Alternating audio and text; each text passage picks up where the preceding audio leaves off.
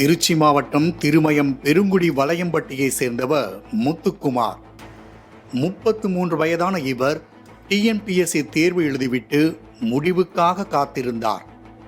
இந்நிலையில் சில மாதங்களுக்கு முன்பு முத்துக்குமாருக்கு போன் செய்த ஒருவர் அரசு வேலை தருவதாக கூறி கலெக்டர் அலுவலகத்தில் உள்ள டிஆர்ஓ அலுவலகத்திற்கு வருமாறு கூறியுள்ளார். இதனை கேட்டு உற்சாகமடைந்த முத்துக்குமார் அரசு அலுவலகத்திற்கு சென்ற நிலையில் அங்கு கௌரி சங்கர், உஷா ராணி ஆகியோர் நின்றிருந்தனர். அரசு அலுவலகத்தில் இப்படிதான் வேலை நடப்பதாக நேரடியாக விளக்கம் அளித்தவர்கள் இறுதியாக பணம் கேட்டுள்ளனர்.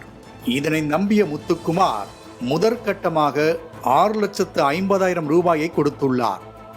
பின்னர் இளையராஜா என்பவர் முத்துக்குமாருக்கு அறிமுகமாகி மருத்துவ பரிசோதனை செய்து கொள்ள வேண்டுமென நிர்பந்தித்தார். பரிசோதனைகள் முடிந்தவுடன் ராஜ்குமார் என்பவர் அறிமுகமாகி இறுதியாக பணி நியமன ஆணைகளை வழங்கினார்.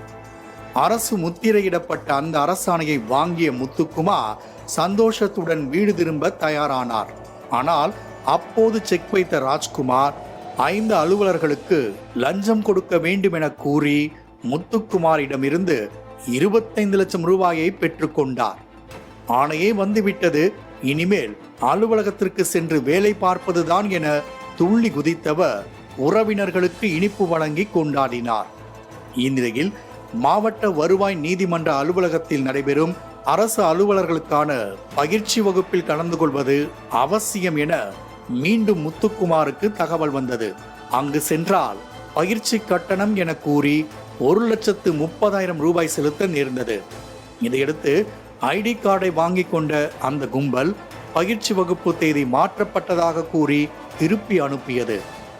ஆக கிட்டத்தட்ட 40 லட்சம் ரூபாயை கொடுத்த முத்துக்குமார் மீண்டும் அந்த கும்பலை தொடர்பு கொண்ட போது அவர்களின் செல்போன் எண் சுவிட்ச் ஆஃப் செய்யப்பட்டிருந்தது. அப்போதுதான் தான் ஏமாற்றப்பட்ட விவகாரம் முத்துக்குமாருக்கு தெரிய வந்தது. இதனால் பதறிய முத்துக்குமார் திருச்சி சரக டிஐஜி அலுவலகத்திற்கு சென்று புகார் மனு அளித்தார்.